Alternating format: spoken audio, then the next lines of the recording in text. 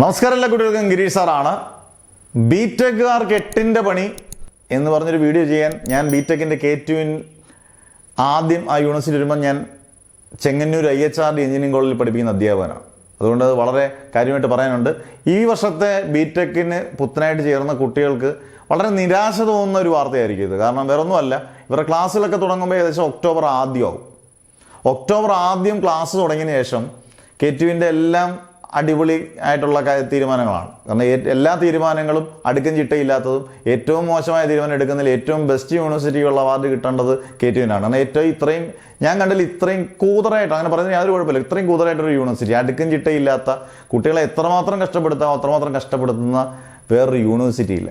ഈ ഒരു യൂണിവേഴ്സിറ്റിയിൽ ഇപ്പോൾ ഒക്ടോബറിൽ ക്ലാസ് തുടങ്ങിയാൽ ഡിസംബറിൽ പരീക്ഷ ഫസ്റ്റ് സെം എന്നാണ് എനിക്കറിയാൻ പറ്റിയ ലേറ്റസ്റ്റ് ഇത്.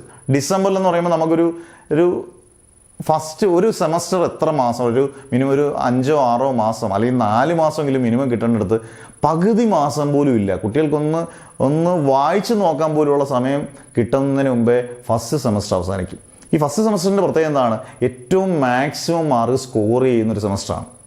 കാരണം വന്ന് തുടങ്ങി ആദ്യം ആ പഠിത്തത്തിൻ്റെ ആ ഒരു +2 എന്നൊക്കെ വന്നതിന് ശേഷം നമ്മൾ പഠിച്ച് മാക്സിമം മാർക്ക് സ്കോർ ചെയ്യും. എല്ലാവരും സ്കോർ ചെയ്യത്തില്ലെന്നല്ല പറഞ്ഞത്, പക്ഷേ ഭൂരിപക്ഷം പേരും നന്നായിട്ട് സ്കോർ ചെയ്യുന്നൊരു സമയത്ത് ഒരു പരീക്ഷയുടെ ഗ്യാപ്പ് പോലും ഇല്ലാതെ പഠിപ്പിച്ചൊക്കെ തീർക്കുന്നതിന് സ്പീഡിലായിരിക്കാം. പക്ഷേ ഈ K2 എന്ന് പറയുന്നത് എന്തിനു വേണ്ടി എന്നൊരു ചോദ്യചിഹ്നം വളരെ ആവർത്തിക്കപ്പെടുന്നൊരു ചോദ്യചിഹ്നമാണ്.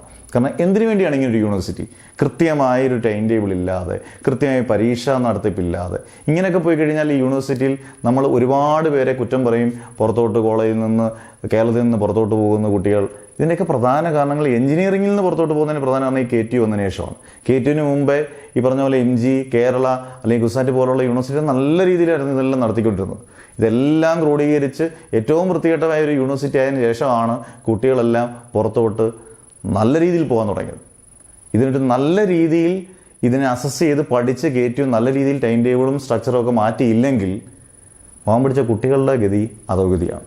അതുകൊണ്ട് ഇതിൻ്റെ ഒഫീഷ്യൽസ് ഇത് കാണുന്നുണ്ടെങ്കിൽ ഇനി അങ്ങോട്ടുള്ള ടൈം ടേബിളിലെങ്കിലും എന്തെങ്കിലുമൊക്കെ മാറ്റങ്ങളും അല്ലെങ്കിൽ സമയക്രമങ്ങളിലൊക്കെ നല്ല രീതിയിൽ എല്ലാ കാര്യങ്ങളും നടത്തിക്കൊണ്ട് പോകാൻ പറ്റിയില്ലെങ്കിൽ അടുത്ത വർഷം ഓരോ കോളേജിലും ഉണ്ടാകുന്ന കുട്ടികളുടെ കുറവും ഈ യൂണിവേഴ്സിറ്റി പൂട്ടുന്നതിന് കാരണമാകാം. അതായത് ഇത് കാണുന്ന കുട്ടികളുണ്ടെങ്കിൽ ഉറപ്പായിട്ടും ബാക്കിയുള്ള കുട്ടികൾക്ക് ഷെയർ ചെയ്യുക. ഇത് നിങ്ങൾക്ക് വേണ്ടിയുള്ള വീഡിയോ ആണ്. നിങ്ങൾക്ക് നിങ്ങളുടെ അഭിപ്രായങ്ങൾ ഉറപ്പായിട്ടും ഷെയർ ചെയ്യാം. നിങ്ങളുടെ സീനിയേഴ്സ് ആണെങ്കിലും അവർക്കും ഷെയർ ചെയ്യുക. ഉറപ്പായിട്ടും 2015 തുടങ്ങിയാണ് K2, ഏകദേശം 9 കൊല്ലമായി. ഇപ്പോഴും യാതൊരു മാറ്റവും ഇല്ലാതെ വളരെ മോശമായിട്ട് പോകുന്നതാണ് എനിക്ക് തോന്നുന്നത്. നിങ്ങളുടെ അഭിപ്രായം നിങ്ങൾക്ക് പറയാം. എന്തായാലും കയറുന്ന കുട്ടികൾക്ക് ആശംസകൾ. ഒപ്പം നിങ്ങൾ വളരെ കഷ്ടപ്പെടണം. കഷ്ടപ്പെട്ടാലേ എന്തെങ്കിലും നേടാൻ പറ്റൂ. Never ever give up.